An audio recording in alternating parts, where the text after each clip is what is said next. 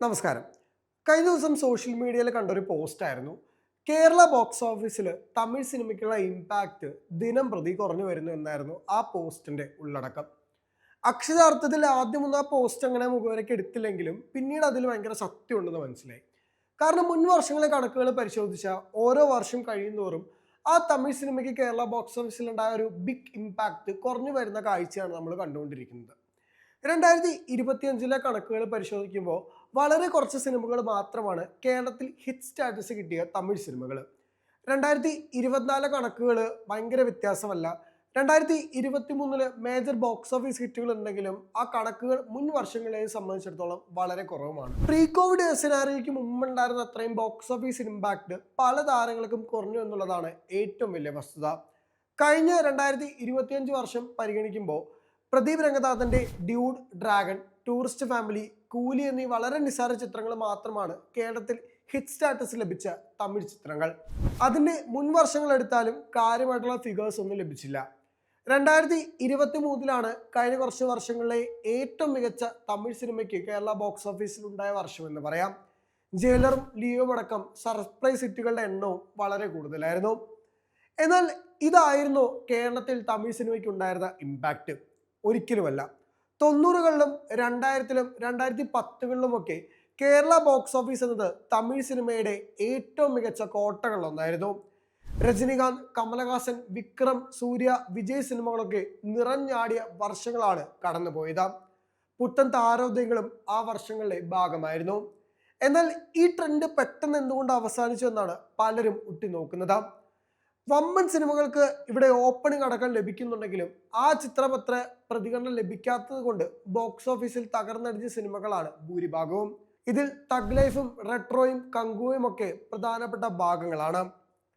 എന്നാൽ 2019 മുമ്പുള്ള സിനാറിയോ പരിശോധിക്കുകയാണെങ്കിൽ തമിഴ് ചിത്രങ്ങളാണ് കേരളത്തിൽ ഏറ്റവും കൂടുതൽ ഇമ്പാക്റ്റ് ഉണ്ടാക്കിയിട്ടുള്ള അന്യഭാഷാ ചിത്രങ്ങൾ.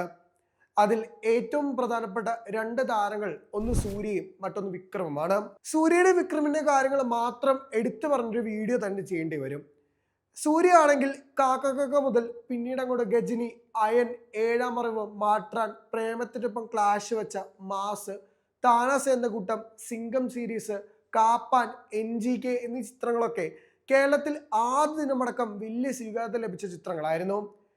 ഒരു കാലത്ത് ബോക്സ് ഓഫീസിലെ ഏറ്റവും വാല്യൂബിൾ താരങ്ങളിൽ ഒരാളായിരുന്നു സൂര്യ.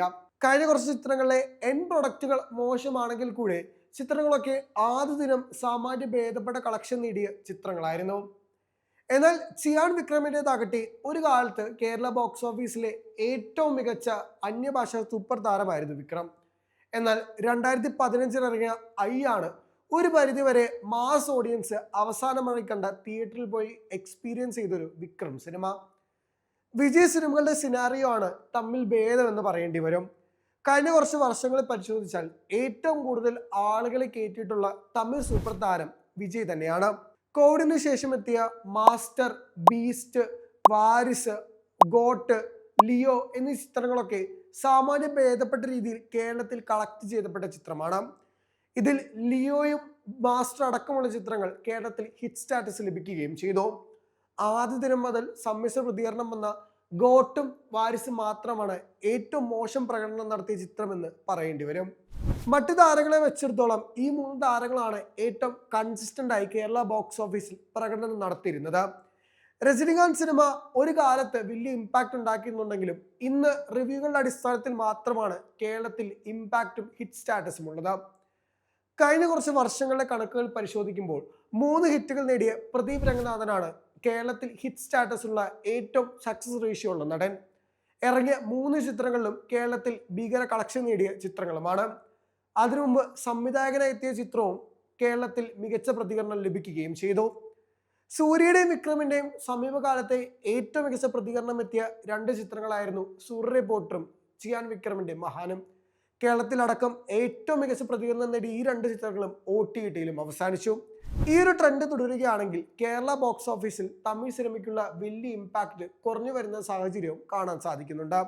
ഈ ഒരു ട്രെൻഡ് തുടരാനുള്ള സാധ്യതയും വളരെ കുറവാണെന്നാണ് അണിയറയിൽ ഒരുങ്ങുന്ന സിനിമകളിൽ നിന്നും വ്യക്തമാകുന്നത്.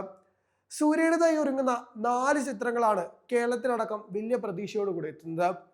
ഇറങ്ങാനിരിക്കുന്ന കറുപ്പ് എന്ന ചിത്രം, വെങ്കി അട്ലൂരി ചിത്രം, ജിത്തു മാധവൻ ചിത്രം, അതിനുശേഷം കൺഫേംഡ് ആവാത്ത റൂമേർഡ് ആയിട്ടുള്ള ഡയറക്ടറുടെ ഒരുപാട് ചിത്രങ്ങളും സൂര്യയുടെ വലിയ പ്രതീക്ഷ നൽകുന്നുണ്ട്. കഴിഞ്ഞ ദിവസം ചിയാൻ വിക്രം ഇട്ട പോസ്റ്റിൽ 4 ചിത്രങ്ങളാണ് ചിയാൻ വിക്രമിൻ്റെതായി പ്രേക്ഷകർക്ക് മുന്നിലെത്തുന്നത്. ഈ 4 ചിത്രങ്ങളും വലിയ രീതിയിൽ പ്രതീക്ഷയോടെ കാത്തു നിൽക്കുന്ന ചിത്രങ്ങളുമാണ്. വിജയ് സിനിമ നിർത്തുന്നതോടുകൂടി കേരളത്തിൽ ഒരു ബ്ലാങ്ക് സ്പേസ് ഉണ്ടാകും. ആ ബ്ലാങ്ക് സ്പേസ് നികത്താൻ പറ്റുന്ന താരം ആരെന്നാണ് ഏവരും ഉറ്റുനോക്കുന്നത്. ശിവകാർത്തികന്റെ സിനിമകൾ കേരളത്തിൽ സാമാന്യ ഭേദപ്പെട്ട രീതിയിൽ സ്വീകരിക്കുന്നുണ്ടെങ്കിലും അത്ര കണ്ട സ്വീകാര്യത പല സിനിമകൾക്കും പ്രതീക്ഷിത പോലെ ലഭിക്കുന്നില്ല. അവസാനം ഇറങ്ങിയ 2 ചിത്രങ്ങളും കേരളത്തിൽ തകർന്നടിഞ്ഞു.